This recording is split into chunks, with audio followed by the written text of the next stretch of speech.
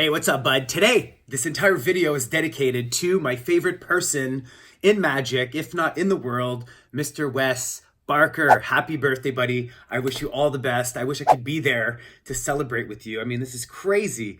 Nobody knows what's going on, but if there's one thing I know is how much I miss you, man. For those of you who don't know Wes, go Wes! I'm going to tell you my favorite Wes story. And before I get into that story, I want to tell you how I met Wes. So in 2015, I got an email from a production company looking for a magician for a television show. And that show was called Tricked.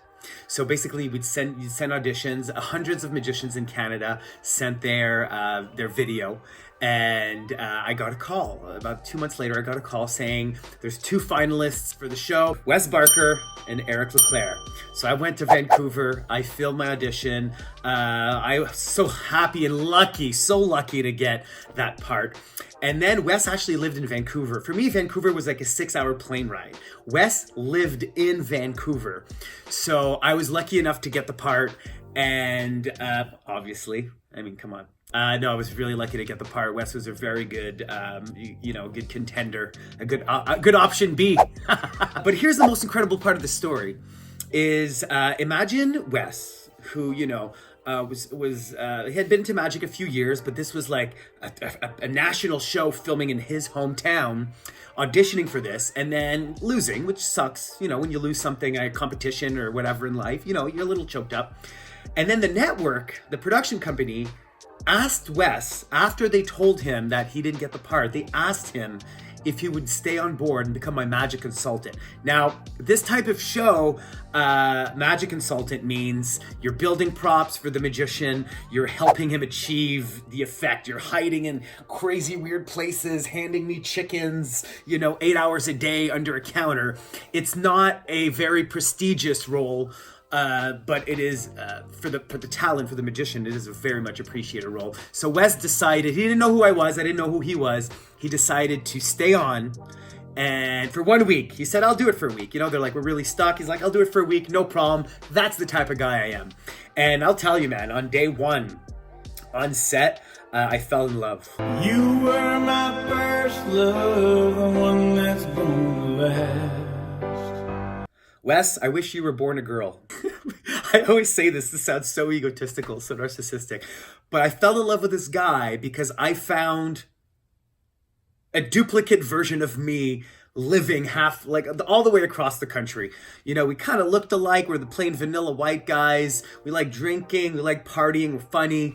The one thing that I really disappointed, though, that he was funnier than I was. He's definitely funnier than I was. He's very quick. He was a comedian. He was a stand-up comedian. Smells like your dad's ass.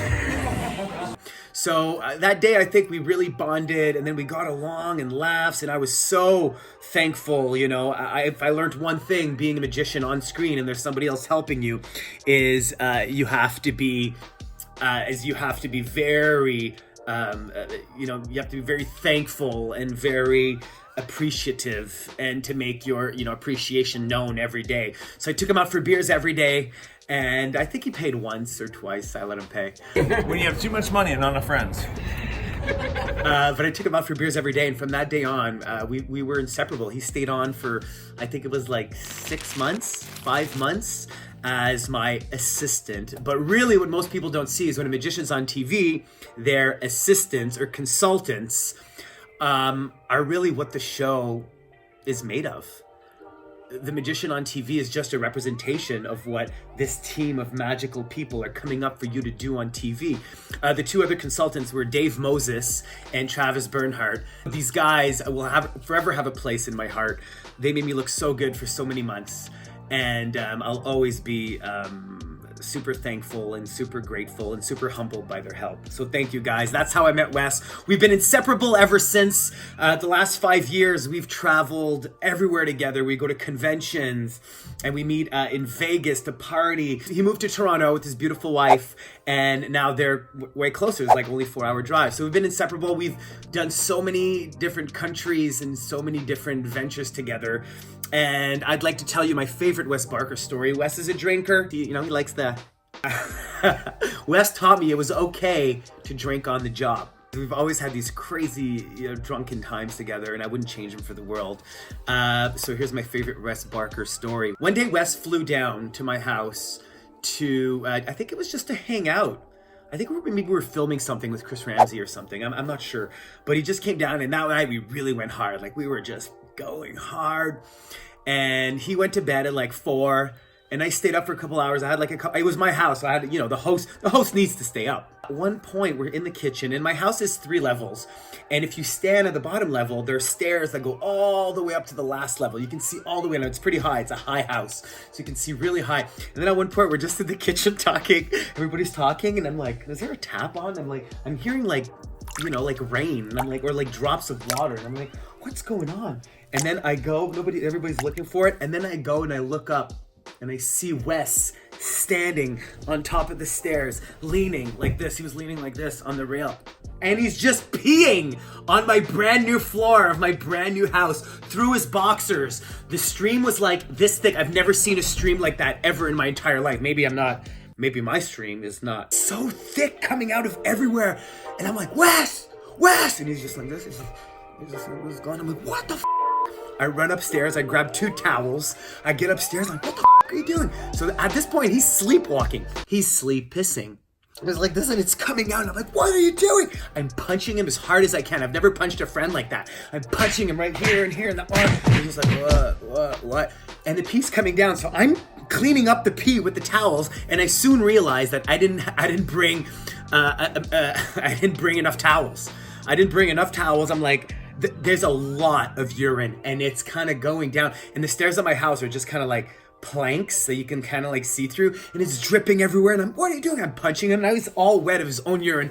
He goes back and just passes out on the couch, and I'm there, but I'm like, Wes, go Wes. And he's out, so I'm there just cleaning up his piss and just watching him. And then as I'm cleaning, so he was sleeping on a little leather couch. As I'm cleaning, he gets up from the little leather couch, which was old, I didn't care, and he goes to pass out on the big, expensive, comfy couch I just bought. And I just grabbed him and shoved him back on the couch, cleaning the piss. He gets up a second time, and then I punch. I've never punched somebody like this. I'm just punching him repetitively.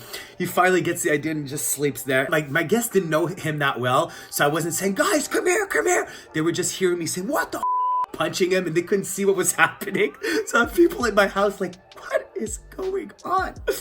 So that is my favorite Wes Barker story, and that's why we call him the urine bandit. I don't know, we don't call him that. But we definitely do tease him every chance we get. We do tease him about him, pissing all over my brand new hardwood floors that I just got installed. It was very traumatic. Oh my God. There you go, buddy. This is your birthday video. I want to tell you, listen, man, I know we joke a lot. It's an honor to know you, man. It really is. And you really do. Anytime I need you, you're always there, picking up phones, FaceTiming. And I just want to say that I love you and happy birthday. You're one of those types of people that I know are going to be in my life forever. And I really do mean that, buddy. I love you. Happy birthday. If you don't already follow Wes Barker, please go follow him right now. He's killing it on Facebook and YouTube right now. He needs the momentum. I'm going to leave the link below. So Wes, happy birthday. I love you. And here's to, 20, 30 more years of debauchery. Happy birthday, man. Wes. Just Wes. Yeah, Wes. Give me more. Give me West. North, east, south, and west.